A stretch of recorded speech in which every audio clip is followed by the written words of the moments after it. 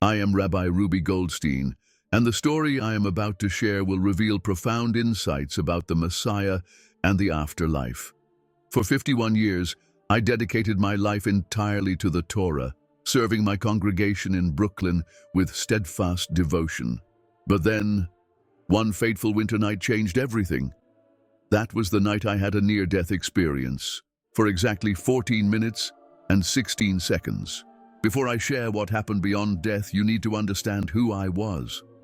Born into a distinguished Orthodox Jewish family in Crown Heights, Brooklyn, my future was mapped out from the very beginning. My father, Rabbi Solomon Goldstein, was a revered Talmudic scholar who had fled Europe just before the Holocaust. My mother, Sarah, descended from an unbroken lineage of rabbis dating back to 18th century Lithuania. From as early as I can remember, the weight of this heritage rested upon me like a tallit, heavy with tradition. Excelling in my studies from a young age, I demonstrated an extraordinary grasp of biblical Hebrew and Aramaic. By 13, I had committed entire sections of the Torah to memory, earning the moniker, the Living Scroll, from my teachers. At my bar mitzvah, I delivered a speech on Isaiah's messianic prophecies that drew scholars from across New York. By 18, I was being prepared for leadership. Yeshiva consumed me. Endless nights spent debating halakha, poring over ancient commentaries until dawn. It was then I met Rabbi Menachem Kavod, my greatest mentor. Unlike other instructors who stressed rigid adherence to the law, he urged us to seek its deeper meaning. The Torah is not merely a set of rules, he would say. It is a living dialogue with the divine. His teachings shaped my view of leadership, though I would one day understand his words in ways he never expected. At 25, I married Rebecca, the daughter of a respected rabbi. Our union was seen as ideal, and together we built a strong Jewish home. We were blessed with 3 children: David, training for the rabbinate; Sarah, pursuing Jewish studies; and Benjamin, whose passion for Torah mirrored my own. At 32, I became head rabbi of Congregation Beth Shalom, one of the youngest in Brooklyn. Under my leadership, it grew from 300 families to over 1,000.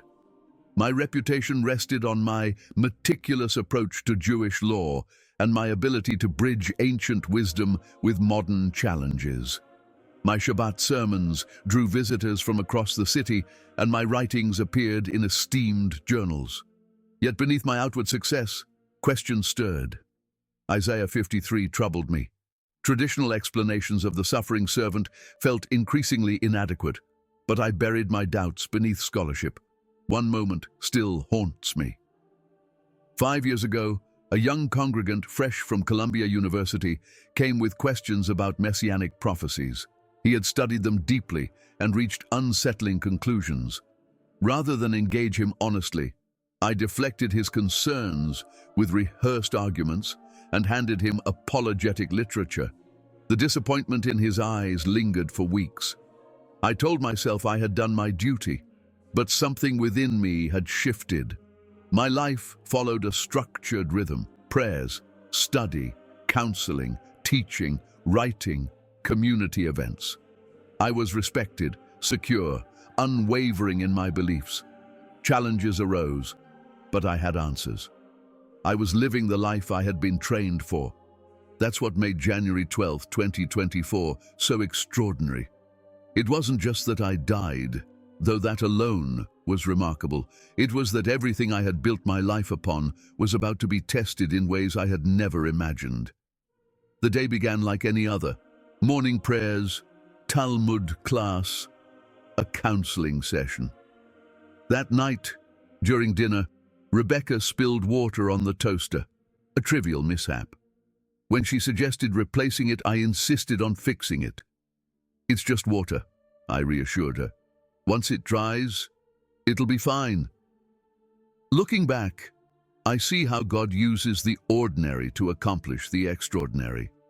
That small accident would become the doorway to a revelation that would upend everything I had ever believed. But at 11:47 p.m., I was simply a tired rabbi fixing a toaster. The kitchen was silent, the hum of the refrigerator, an occasional car passing outside. The house carried that rare stillness, a hush in a city that never truly sleeps. Rebecca had gone to bed, urging me not to stay up too late. Benjamin was at a friend's house preparing for a debate. The only sound was the ticking clock, counting down to an encounter that would change everything. I had unplugged the toaster hours earlier, letting it dry. Now I wanted to be sure no moisture remained. A routine check, something I had done countless times. It should not have led to what happened next. But God often moves through the unexpected. As I tilted the toaster, shining a flashlight inside, I spotted tiny droplets on the heating elements. Without thinking, I reached for a cloth, forgetting, in my exhaustion, that water might have seeped into the electrical components. The moment my hand touched the metal, a violent jolt of electricity surged through me. The shock flung me backward, my head striking the sharp edge of the granite countertop. In an instant, everything vanished. Not like sleep, but absolute void. As if existence itself had been swallowed whole, my kitchen, my home, my very being, gone in a heartbeat. For decades I had spoken of death, counseled grieving families, presided over funerals. Yet nothing in my years of study had prepared me for what came next. There was no gradual transition. One moment, I stood in my kitchen. The next, I was somewhere else. The air, if it could even be called that, was thick, pressing against me with an oppressive weight, stretching each moment into eternity. The darkness was alive, pulsing with something sinister, feeding on fear and despair. And in all my years of Torah and Talmud study, I had never encountered words to describe this place. In yeshiva, we had debated the afterlife, Sheol, Gan Eden, resurrection. But all our intellectual discussions were powerless against this reality. This was no peaceful rest. This was immediate. This was terrifying. As my awareness sharpened, I heard sounds no human should endure. Not screams of pain, but weeping, the anguish of realization. Not theatrical wails, but the shattered cries of souls who had understood too late what they had rejected. Each sob carried the weight of choices made, paths taken, now sealed forever. But what haunted me most were their voices, Hebrew, Yiddish, English. Yet all spoke the same message, irreversible loss. I heard prayers woven into the cries, fragments of the Shema, echoes of sacred texts. But they were not offered in devotion. They were lamented, the desperate wailing of those who finally saw what they had refused to see in life. I moved through the darkness, walking, floating, or carried, I couldn't tell. The void shifted, stretching into massive caverns carved from living shadow. The walls breathed. And then I saw them. Faces, countless faces, twisted in anguish, emerged from the walls. Their hollow eyes bore witness to a truth I was not ready to face. Then my world shattered. Among them, I saw men I had once revered, rabbis, scholars, teachers of Torah. They had devoted their lives to God's law. How could they be here? Then I saw him, Rabbi Menachem Kavod, my mentor. His once joyful eyes now carried the unbearable weight of eternal understanding. Ezra. His voice echoed with sorrow deeper than any rebuke. We were wrong. We knew the prophecies, we saw the signs, but in our pride, we refused to see. His authority remained, but now it was a warning. Then, another voice. Rabbi Shlomo Emmet stepped forward, his face twisted with the torment of truth realized too late. We made the law our idol, he mourned, and in doing so we missed the Messiah we claimed to await. More faces emerged, mentors, colleagues, men I had admired. Rabbi Yitzchak Stern, who had spent his life refuting messianic claims. Rabbi David Levine, who had fought to shield young Jews from missionary influence. All now stood as witnesses to the truth they had once denied. Now they stood as witnesses to the devastating cost of misplaced zeal. The air grew heavy as truth bore down. These souls were not condemned by an external force. Their torment came from within. They knew, too late. I wanted to turn away, but there was no escape from truth.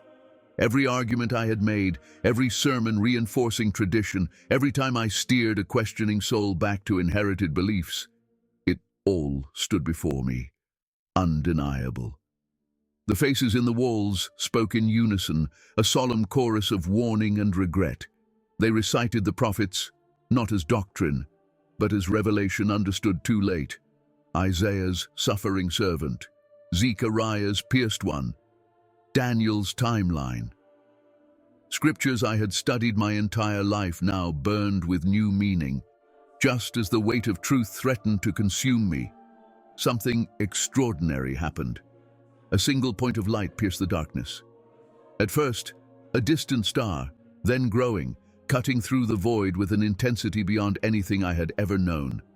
This was living light, infused with truth and love. Its presence changed everything. The weight of despair lifted, replaced by something both awesome and comforting. The souls around me reacted, some recoiling, others reaching with desperate longing. The faces in the walls faded, their regret lingering but their presence retreating. The lamentations softened, replaced not by emptiness, but by a silence alive with possibility. The light grew, not just in brightness, but in presence, until it filled every corner of this place.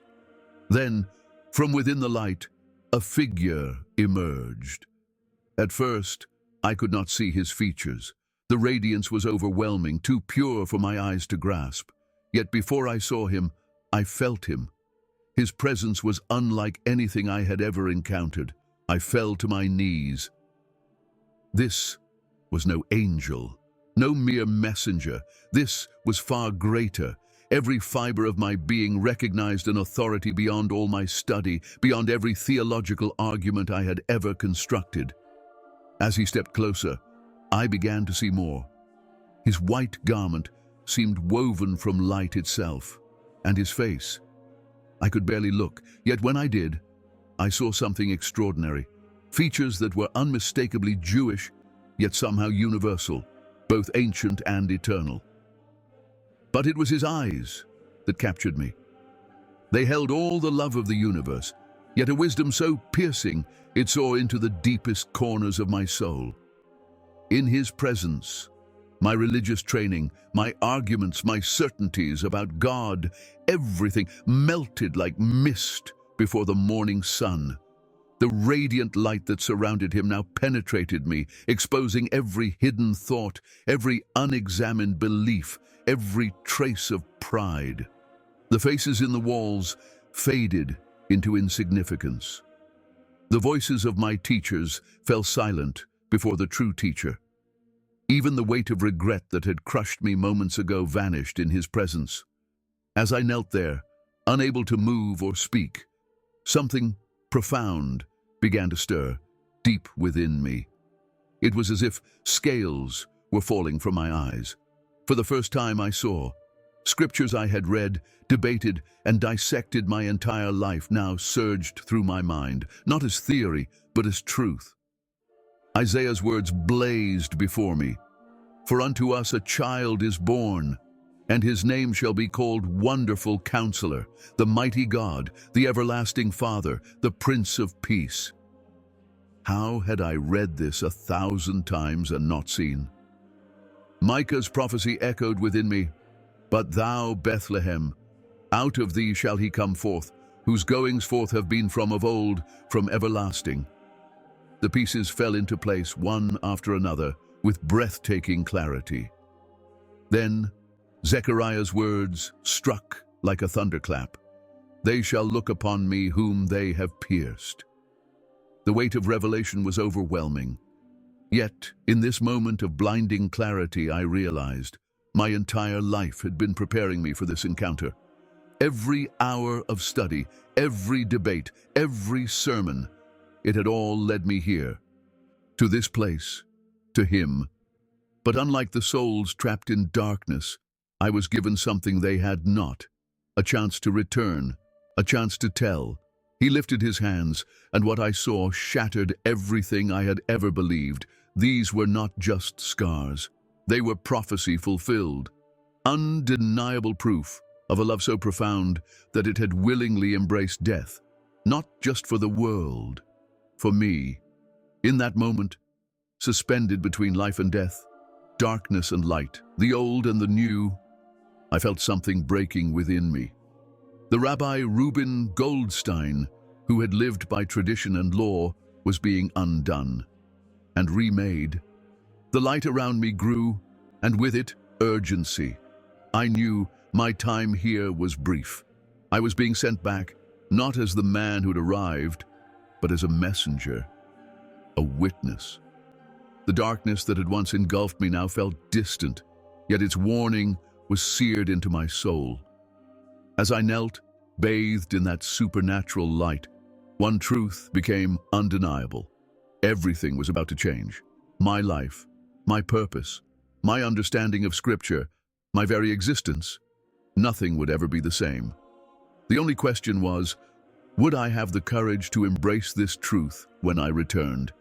This was not the end. It was the turning point. What followed would be the most extraordinary conversation of my life, a dialogue that would redefine everything I thought I knew about God, the Messiah, and my purpose. But that belongs to the next part of my testimony. Ezra, my son. His voice resonated not just in my ears, but in the depths of my soul. This was the voice that had spoken creation into existence, the voice that had thundered from Sinai, the voice that had called to the prophets. And now, impossibly, it was speaking to me. I knelt, overwhelmed. The light around him was blinding, yet perfectly clear, revealing everything as it truly was. And in that moment, I understood. I understood Isaiah's cry, "Woe is me, for I am undone." Isaiah 6:5. "You have sought me all your life," he said, his voice carrying the weight of centuries. Reading the scriptures, teaching others, searching for truth. But you looked for me where I was not, and rejected me where I was. Each word struck like a thunderbolt. Memories rushed through my mind, sermons I had preached against him, students I had led away, the arguments I had woven to deny him. Yet, in his voice, there was no condemnation, only love, only an invitation to understand. "Lord," I whispered, my voice trembling, "Are you—" "I am." In those two words I heard the burning bush, the voice from Sinai, the presence that had led our people through the wilderness. "I am the one your people have waited for, the one your prophets spoke of, the one you have longed to see." As he spoke, the space around us shifted. We were no longer in darkness, but we were not in any earthly place. We stood where time and eternity met, where truth was alive, no longer just intellectual, but visible. "Show me," I pleaded, the scholar in me still burning. "Help me understand what I've missed." He smiled, full of patience and joy. "Come now, let us reason together." Isaiah 1:18. Suddenly, scripture came to life. Texts in Hebrew and Aramaic, words I had studied all my life, hovered before me, pulsing with meaning I had never seen. "Begin with Moses," he said, gesturing to the glowing words before us. What did he write about me? I watched in awe as key passages from the Torah pulsed with unmistakable intensity.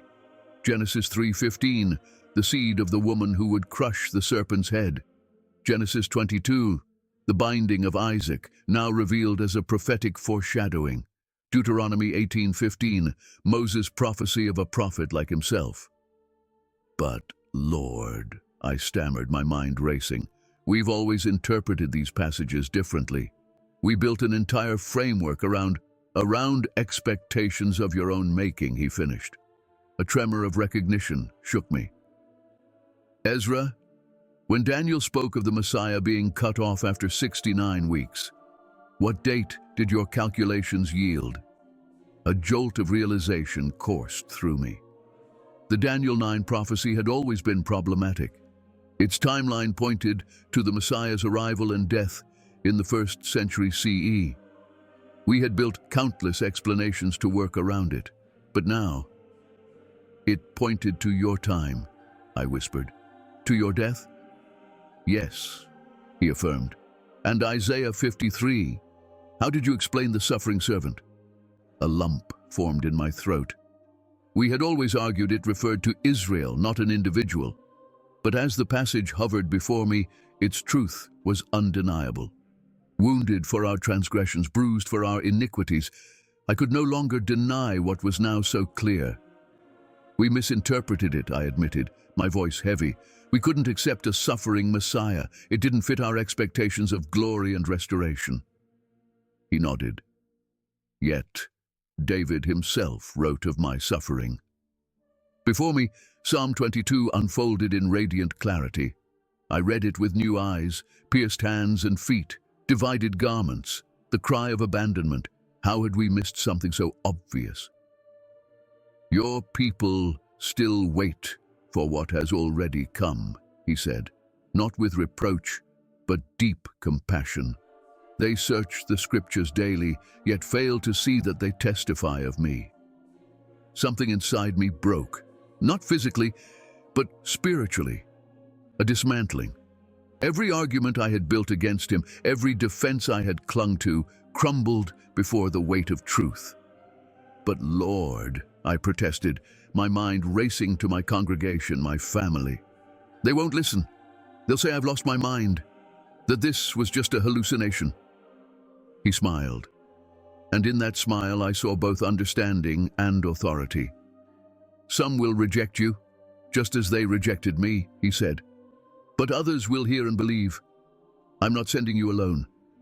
My Spirit will go with you, and I will give you the words to speak." I hesitated. "What about the law?" I asked, my mind returning to the commandments that had shaped my life. "What happens to the Torah?"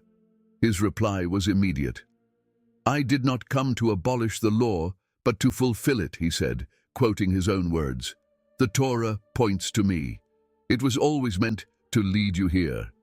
The law is holy, but never an end in itself." Suddenly my understanding shifted. The entire system, the sacrifices, the festivals, the priesthood, took on a meaning I had never grasped before. The Passover lamb, the Day of Atonement, the Feast of Tabernacles, not mere rituals, but prophetic shadows of him. "Your people celebrate these festivals," he continued, "but they have forgotten their significance. They keep Passover, yet do not recognize the Lamb of God. They observe Yom Kippur, yet fail to see the atonement already made. They build Sukkot, yet do not understand that I came to dwell among them." Every word illuminated another piece of the puzzle. Centuries of tradition were not discarded, but fulfilled in ways I had never imagined. "What would you have me do?" I asked, knowing my life could never be the same. "Tell them what you have seen and heard," he replied. "Some will reject you, as they rejected me. Some will persecute you, but others are waiting, searching. For their sake, you must speak." As he spoke of persecution, visions unfolded before me. My congregation's rejection, the pain in my family's eyes, the accusations of betrayal from my colleagues. Strangely, these visions did not fill me with fear, as they once would have. His presence had given me a peace beyond earthly concerns. "Remember, Ezra," he said, "you are not alone. Many of your people have recognized me as their Messiah. Even now, thousands follow me while remaining true to their Jewish identity." I had never considered this, To me, faith in Jesus had always meant ceasing to be Jewish. But now, I saw the truth. Accepting him was the most Jewish decision one could ever make. "The time is short," he said, urgency in his voice. "My return is near. Your people must be prepared. They must know that their Messiah has come and is coming again." As he spoke, I felt a shift, a pulling. I was being drawn back to the physical world. The brilliant light around us began to fade, but before it vanished completely, he spoke once more. "Remember what you have seen and heard. Tell them that their Messiah has come and is coming again. Tell them that the God of Abraham, Isaac, and Jacob keeps his promises, and that the greatest promise of all has been fulfilled in me." And then, darkness. The next thing I knew, I was gasping for air on my kitchen floor. Rebecca knelt beside me, her face streaked with tears as paramedics worked frantically. I later learned I had been clinically dead for 14 minutes and 16 seconds before they revived me. The doctors called it a miracle. They were right. But they didn't understand the true miracle. I had died that night. Yes, but I had also been reborn. The Rabbi Rubi Goldstein, who had tried to fix a toaster, was gone. In his place stood a new man, a man with a new purpose. The weeks that followed were the most challenging and the most transformative of my life. As expected, my revelation was met with resistance. Many in my community questioned my sanity. My position as rabbi was in jeopardy. Friends I had studied and prayed with for decades cut me off. My older children struggled to understand. The father they had always known now spoke of a truth they had been taught to reject. Only Rebecca sensed that something profound had happened. Though she wrestled with its implications, she did not turn away. Yet, despite the rejection, despite the misunderstandings, I stood firm in the truth revealed to me. The scriptures I had studied my whole life were no longer just ancient texts. They were alive. The prophecies I had once struggled to explain now aligned with stunning clarity. The God I had served from a distance was now intimately present, in ways I had never imagined. And the greatest revelation of all, accepting Jesus as the Messiah didn't make me less Jewish. It made me more Jewish than I had ever been. For the first time, I saw our festivals, prayers, and traditions in their full prophetic significance. Everything we had practiced, everything pointed to him, and found its fulfillment in him. But I was not alone. Other Jewish believers reached out, sharing their journeys. I discovered a growing movement of Messianic Jews who had come to the same realization. Faith in Jesus wasn't a betrayal of our Jewish identity. It was its fulfillment. Now, as I share this testimony, I do so knowing the cost. Many will dismiss my words as delusion. Others will see them as betrayal. But I cannot deny what I have seen and heard. I cannot remain silent about the truth that has transformed my life. To my Jewish brothers and sisters, I understand your skepticism. I once shared it, but I urge you, examine the scriptures again, this time with open eyes and an open heart. The Messiah we have waited for has already come, and he is coming again. The darkness I witnessed showed me the eternal cost of rejecting this truth. But even greater than the darkness was his light, his love, his truth. The same Messiah who revealed himself to me is calling out to you. The question is, will you listen? This is not just a near-death experience. It is a warning, a wake-up call, an invitation. The same love that reached out to me is reaching out to you. The same truth that set me free waits to set you free. The Messiah you seek is already in the pages of our own scriptures, if only you are willing to see. The choice now stands before you, as it once did for me. Between darkness and light. Choose wisely. Because as I learned that night, eternity hangs in the balance.